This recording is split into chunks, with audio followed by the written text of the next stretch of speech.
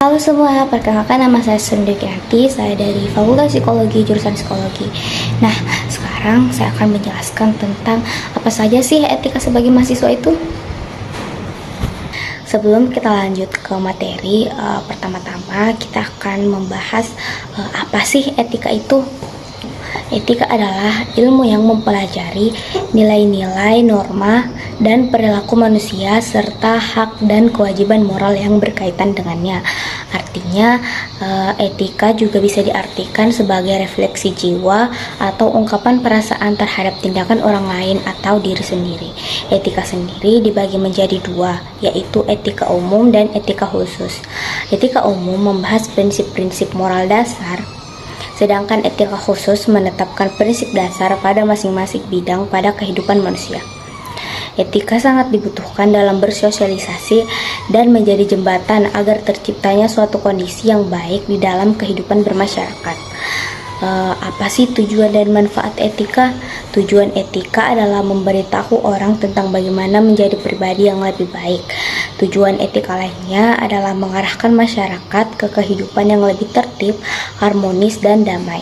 Manfaat etika ialah membantu menetapkan standar mengenai apa yang dapat diterima serta apa yang tidak dapat diterima. Mengapa etika penting? Karena etika dianggap sebagai prinsip yang memandu perilaku kita untuk membuat pilihan yang berkontribusi pada kebaikan bersama semua orang.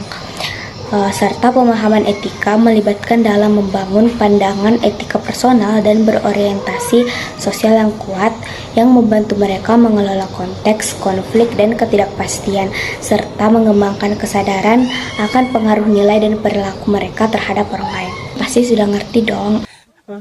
Apa manfaat etika, mengapa etika penting, dan tujuan etika.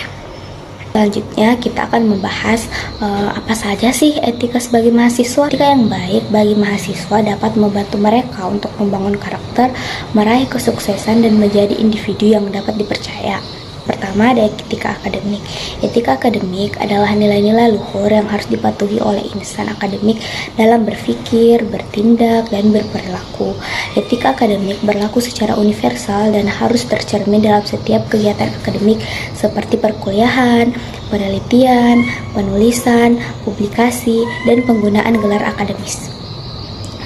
Etika yang baik dapat membantu meningkatkan nilai-nilai moral dan etika pada diri setiap individu dalam lingkungan akademik. Hal ini dapat membantu menciptakan lingkungan akademik yang sehat dan bermoral. Apa saja sih contoh pelanggaran etika akademik?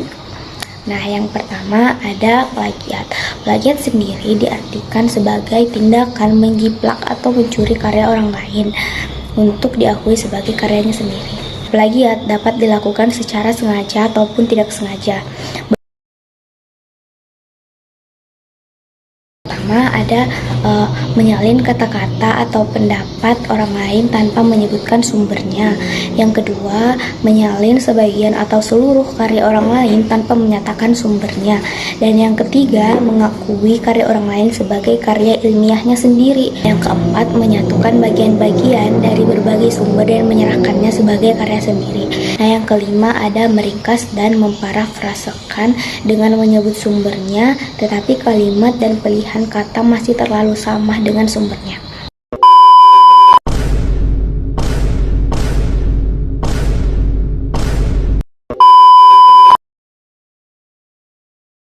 Yang pertama, ada menyontoh hasil kerja peserta lain. Yang kedua, ada menggunakan bahan-bahan informasi atau bantu studi yang tidak diinginkan.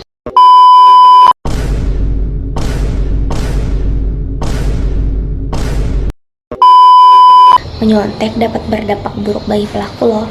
Yang pertama ada kehilangan rasa percaya diri, tidak bisa mengembangkan kemampuan diri, dan menjadi kebiasaan buruk dan membahayakan karir. Selain penyontekan, juga ada perjokian. Perjokian adalah perbuatan yang dilakukan dengan sengaja atau tidak untuk menggantikan kedudukan atau melakukan tugas untuk kepentingan orang lain. Perjokian merupakan salah satu pelanggaran akademik yang diatur dalam peraturan dan etika akademik.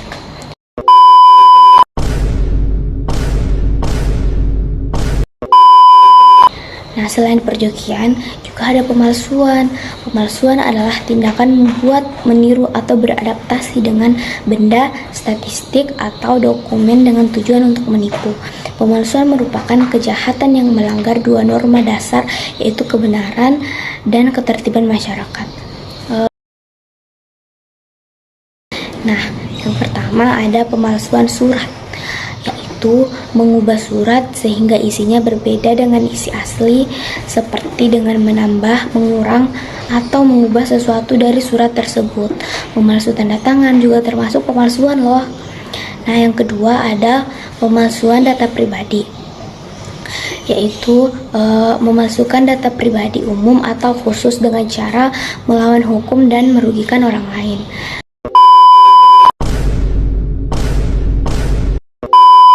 Selanjutnya ada penyuapan. Penyuapan atau suap adalah tindakan memberikan sesuatu kepada seseorang untuk mengubah sikapnya sesuai dengan kepentingan pemberi suap. Suap dapat berupa uang, barang, janji, atau bentuk lain dari pembalasan.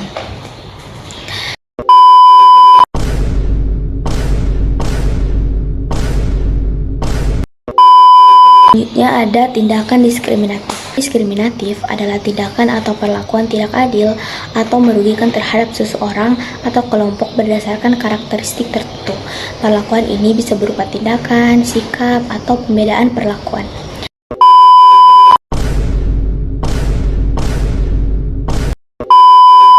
Nah, selanjutnya ada karya ilmiah buatan orang lain. Yang kedua adalah etika dalam berinteraksi dengan dosen. Etika yang baik dalam berinteraksi dengan dosen adalah dengan menunjukkan sikap hormat dan keseriusan dalam belajar. Berikut hal-hal yang perlu diperhatikan. Yang pertama ada waktu. Perhatikan waktu yang tepat untuk menghubungi dosen, yaitu saat jam kerja, dan hindari menghubungi saat di luar jam kerja. Yang kedua ada bahasa. Gunakan bahasa formal yang sopan dan menghormati, serta tidak menggunakan bahasa yang tidak sopan dan kasar. Yang ketiga ada perkenalan diri. Perkenalan diri yaitu kalian bisa menyampaikan identitas lengkap sebelum memulai pembicaraan, yaitu to the point. Artinya tuliskan keperluan Anda dengan singkat, padat, dan jelas, dan tidak bertele-tele. Terus yang kelima yaitu berperilaku baik, yaitu tidak memaksa, tidak terburu-buru, dan tidak menggurui. Terus yang keenam yaitu ucapkan terima kasih. Artinya akhiri ucapan terima kasih setelah selesai pembicaraan. Artinya jika membuat janji temu dengan dosen, datanglah tepat waktu. Selanjutnya ada berpikir sebelum bertanya. Artinya sebelum mengajukan pertanyaan kepada dosen, cobalah mencari jawaban di sumber yang sudah ada. Yang terakhir yaitu terima kritik dan masukan. Artinya terimalah dengan sikap lapang dada serta terbuka. Yang ketiga ada etika dalam pergaulan antar mahasiswa. Nah, yang pertama ada bersikap saling menghargai dan bersopan santun. Yang kedua, saling membantu dan tidak merugikan. Yang ketiga ada tidak merasa diri lebih pintar dari mahasiswa lain. Terus yang keempat ada saling mengingatkan apabila ada teman yang berbuat kesalahan dan tidak menghakimi. Yang keempat ada etika dalam kehidupan kampus. Apa saja contoh etika dalam kehidupan kampus? Yang pertama ada berpakaian rapi dan sopan. Yang kedua ada menaati tata tertib kampus. Yang ketiga ada menghargai sesama mahasiswa. Terus yang kelima ada etika dalam tugas kelompok. Dalam melakukan tugas kelompok harus berkontribusi yang baik dan berlaku jujur, adil, dan berpartisipasi secara aktif. Terima kasih.